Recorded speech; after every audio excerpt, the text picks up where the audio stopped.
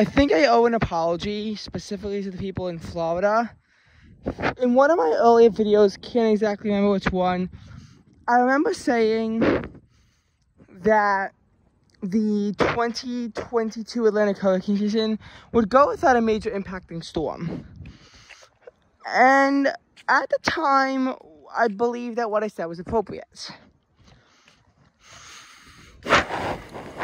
We saw Alex, we saw Bonnie, and we saw Colin. 3-week tropical storms that Alex and Bonnie caused moderate damage. Colin only caused minimal damage. I mean, they all claimed lives, but even between them, the death toll between all of them was 9. And the storms, you know, Alex was in early June, Bonnie and Colin were in early July. We didn't see anything throughout the rest of July or even August. It wasn't until early September that our Atlantic basin began fueling up tropical cyclones again. So we had one of our quietest August on record.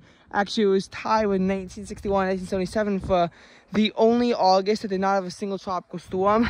And even when Danielle formed, it was just a Category 1 storm that wandered about in the open ocean. Earl did kill 2 people and strike it into a Category 2, but impacts from the storm was still minimal. So, after all that, I then believed that this Atlantic hurricane season wasn't really up to anything.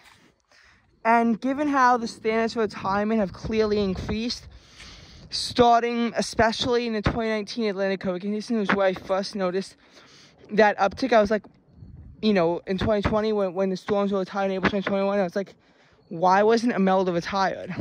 Why wasn't Isaias retired? Why was Sally, Delta, Zeta, why were none of them retired? They all caused intense damage. And in all cases except Delta, no storm costlier than them survived retirement. In the case of Isaias, the death toll wasn't even minimal. There were 18 deaths due to Isaias. So I was like, why aren't these storms getting retired?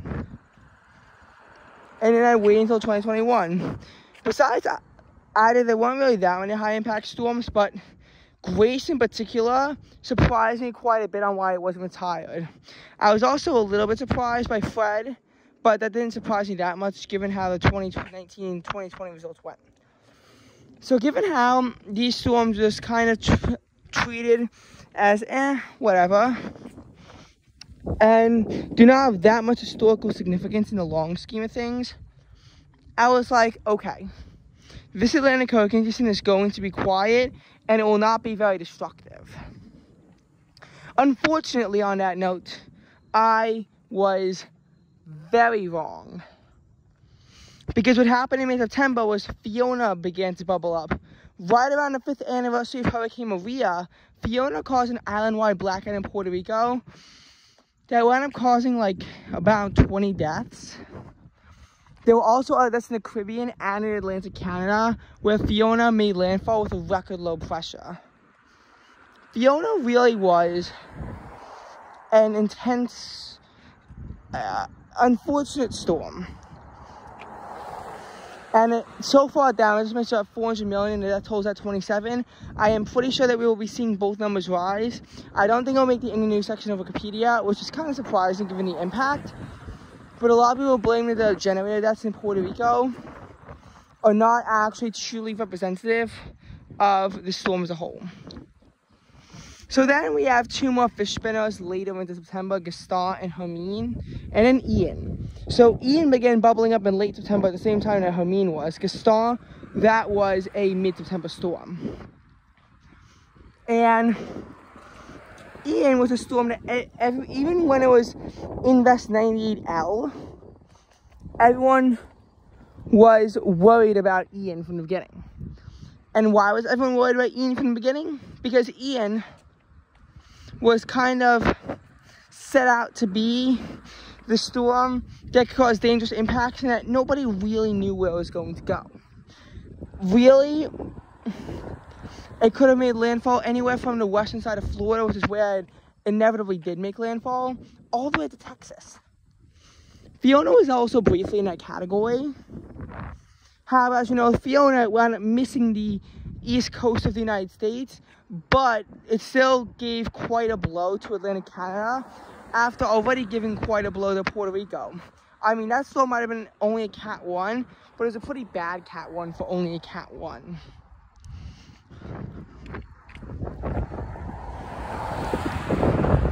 So, I mean, then Fiona became a Cat 4, which is what Ian is. So, with Ian, after that, we saw a storm hit Cuba, and even though it was a Category 3 in the western tip of Cuba, the entire country lost power.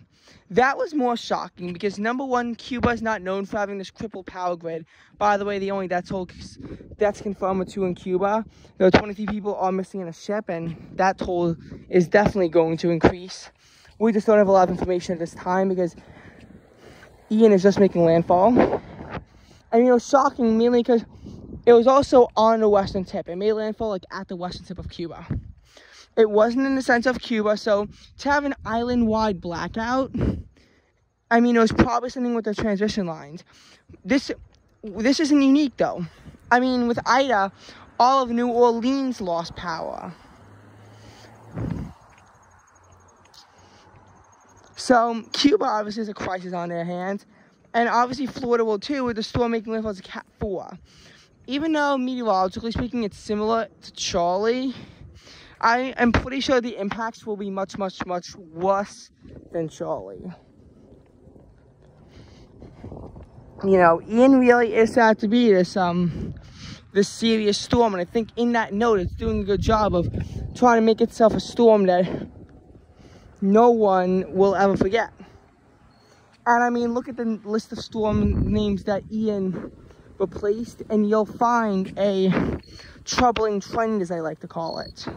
Because you had Ivan from 2004, and that met the bad hammer because of all the impacts that caused in Alabama, Florida, and the Caribbean. You then have Igor, although that was due to its impacts in Atlantic Canada.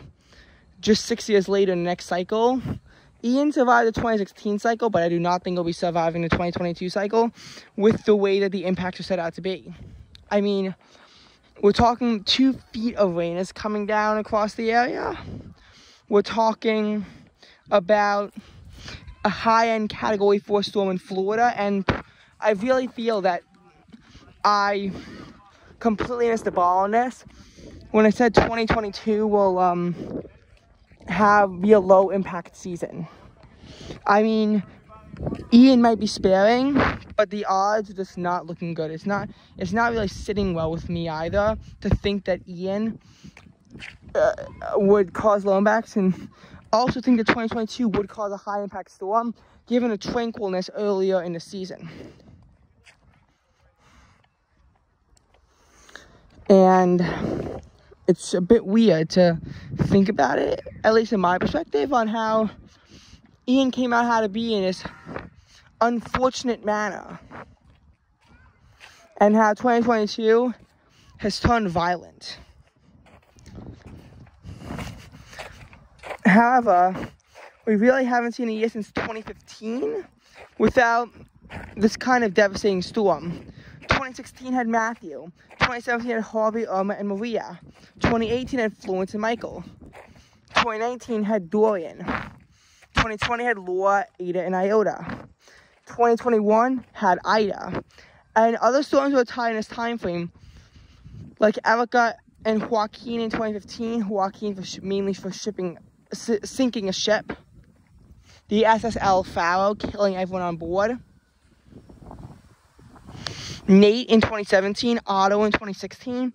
I mean, these weren't life-changing storms, but nonetheless still caused a really high impact. And again,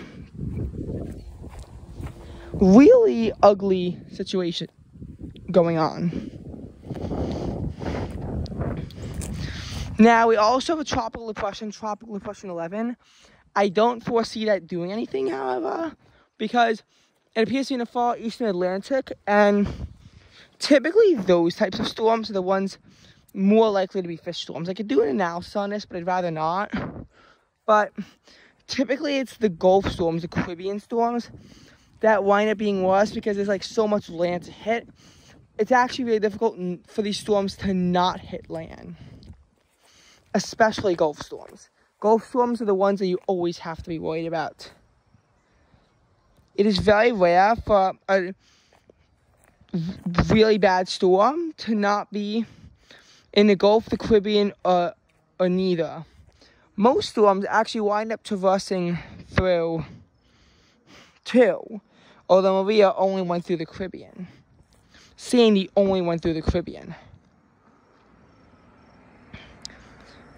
But what you have to understand is that that's rare. And for a storm to completely miss the Caribbean, because even Harvey was in the Caribbean at one point, and to only be in the Gulf is also pretty rare, because storms usually don't make landfall in the Gulf. I can think of only one example of this, Andrew, at least of the bad storms, because Andrew, wound up actually making landfall further north in Florida and avoiding this. I think actually Katrina managed to avoid the Caribbean. Of course, both are assuming that you don't consider the Bahamas to be part of the Caribbean, which is not without controversy. There are people who do believe that the Bahamas are part of the Caribbean. I personally don't see the Bahamas as part of the Caribbean. And, you have to look at these storms in this manner and see where they're going, but I think Florence is the only recent destructive tropical cyclone that I could think of, a real destructive tropical cyclone at all, that managed to miss both a Gulf and a Caribbean, because of where the storm made landfall in North Carolina. By the time it made the curvature too, it was pretty far over land, but that's rare because it had to pretty much originate from an African wave and survive all the way here. Usually they're at least in the mid-Atlantic, if they're still in the open Atlantic at that point. But for Florence, it was really weird. Keep in mind too, Florence was not very well anticipated. I mean, keep in mind, the storm formed in late August, and it didn't come ashore until mid-September.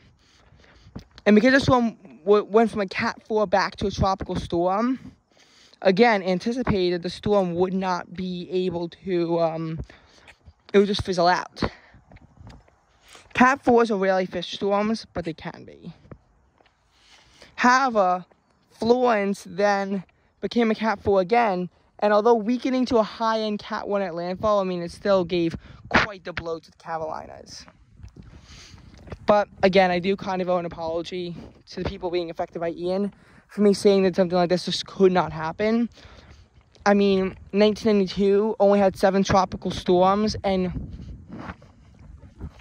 obviously that one of them, Andrew, became the costliest hurricane for 13 years until Katrina. Although it would later be surpassed by Wilma and by Ike and Sandy, Harvey, Irma, Maria, Ida. I think I got all of them. Although that being said, I'm not too sure if Wilma actually was costlier than Andrew. It's kind of up for dispute. Okay, nice talking to you. Goodbye.